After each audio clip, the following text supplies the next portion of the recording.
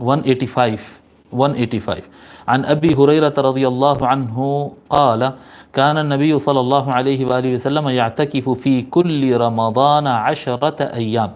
حضرت ابو ہریرہ رضی اللہ تعالیٰ عنہ کہتے ہیں کہ نبی اکرم صلی اللہ علیہ وآلہ وسلم ہر رمضان میں 10 دن اعتکاف رکھا کرتے. فلما كان العام الذي قبض فيه اعتکف 20 یوما. پس جس سال ان کا انتقال ہوا، جس سال آقا صلی اللہ علیہ وآلہ وسلم کا وصال ہوا، اس سال آقا صلی اللہ علیہ وآلہ وسلم 20 دن کا اعتکاف رکھے.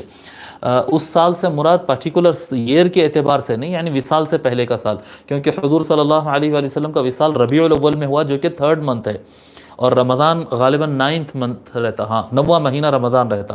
تو انتقال آپ کے وصال سے پہلے، آپ کے پردہ فرمانے سے پہلے جو رمضان ملا تھا، اس رمضان میں حضور اکرم صلی اللہ علیہ وآلہ وسلم 20 دن کا اعتکاف رکھے.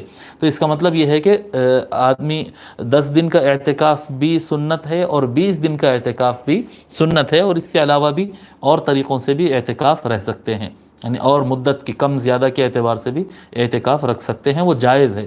مسنون جو ہے، سنت جو ہے وہ 10 دن کا ہے اور 20 دن کا ہے رمضان کا اعتکاف. اس حدیث کو امام بخاری اور ابن ماجہ نے روایت کیا.